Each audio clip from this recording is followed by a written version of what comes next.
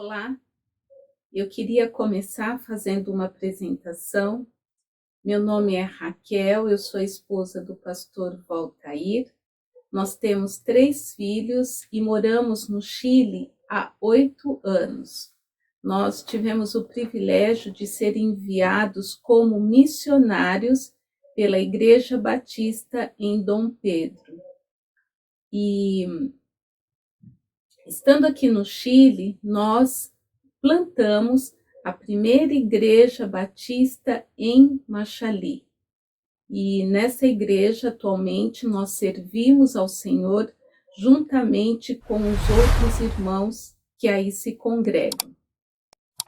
Muito bem, foi uma apresentação breve e também eu queria dizer que é uma alegria, um privilégio poder estar aqui com você para dividir esse devocional do Guia Tempo com Deus.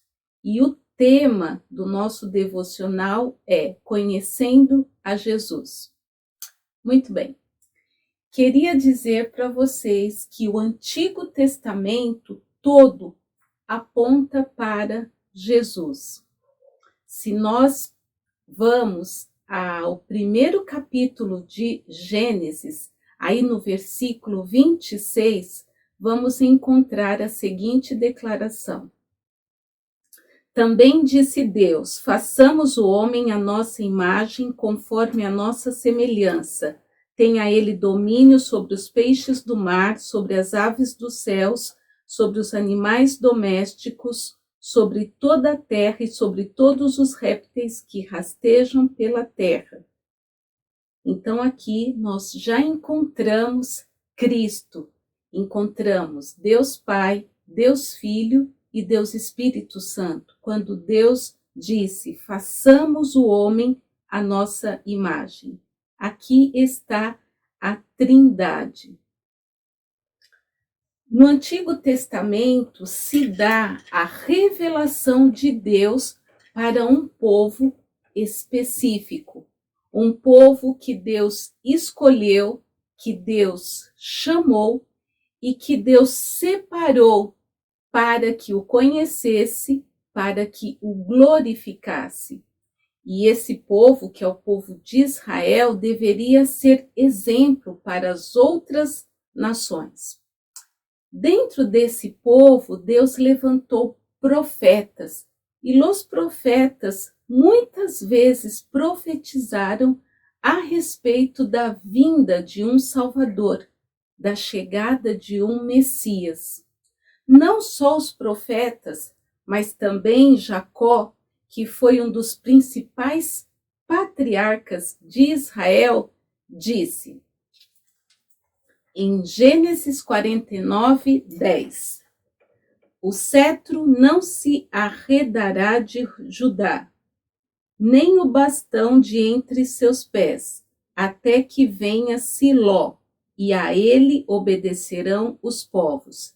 Siló aqui significa o Messias a quem pertence o reino. Foi assim que Jacó se referiu a Jesus. Não só Jacó, mas também Abraão, que é considerado o pai da fé, ele se referiu a Jesus como príncipe de paz. E agora, Isaías, como profeta, também disse em Isaías 9:6, porque um menino nos nasceu, um filho se nos deu, o governo está sobre os seus ombros, e o seu nome será Maravilhoso Conselheiro, Deus Forte, Pai da Eternidade, Príncipe de Paz. Então aqui nós percebemos que todo o Antigo Testamento fazia uma referência à chegada de um Messias. Vamos agora para o Novo Testamento. O Novo Testamento, os primeiros 4 livros que são chamados Evangelhos, que são Mateus, Marcos, Lucas e João, também fazem menção, uma menção minuciosa de Jesus. Eles falam do nascimento de Jesus, do seu crescimento e do seu ministério. Talvez, aos olhos humanos, o ministério de Jesus foi curto, mas nós sabemos que foi um ministério explosivo, foi um ministério potente que impactou vidas e transformou essas vidas. E queria, irmãos, dizer que depois desse ministério veio a crucificação, a morte e a ressurreição de Cristo. Pensando um pouco nas nossas vidas, nos dias de hoje, nós que conhecemos o Senhor, somos chamados cristãos, que significa seguidores de Cristo.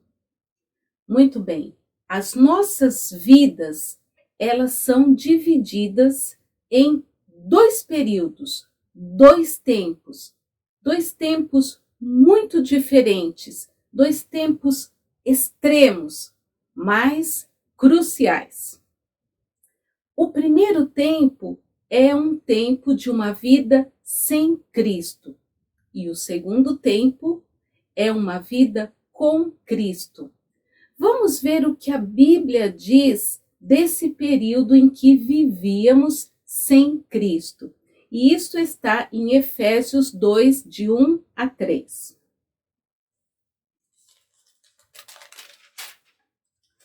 Que diz assim: Ele vos deu vida, estando vós mortos nos vossos delitos e pecados, nos quais andastes outrora, segundo o curso deste mundo, segundo o príncipe da potestade do ar, do espírito que agora atua nos filhos da desobediência, entre os quais também todos nós andamos outrora, segundo as inclinações da nossa carne, fazendo a vontade da carne e dos pensamentos, e éramos por natureza filhos da ira, como também os demais.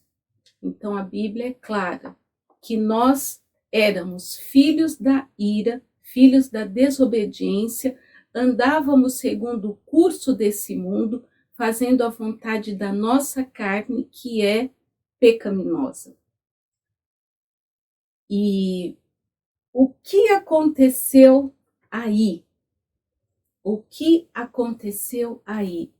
Cristo, que é o próprio Deus encarnado, se deu de maneira voluntária a morrer em la cruz pelos nossos pecados, venceu o domínio do pecado nas nossas vidas e nos chamou para a sua maravilhosa luz. Foi nesse momento que nós fomos adotados por Deus e passamos a fazer parte da família de Deus. Maravilhoso, não é mesmo? E é essa condição que nós estamos vivendo hoje. Mas eu gostaria que nós parássemos um pouco para pensar. Conhecemos a fundo quem é o nosso Senhor e o nosso Salvador? Nós devemos, irmãos, conhecê-lo. Devemos saber por onde ele andou, por que ele andou. Devemos conhecer quais são os seus pensamentos, o que ele falou, o que ele aceitou e o que ele rejeitou, o que ele ensinou, o que ele abençoou e o que ele amaldiçoou. Nós devemos conhecer esse Jesus. E a Bíblia nos dá detalhes desse Jesus.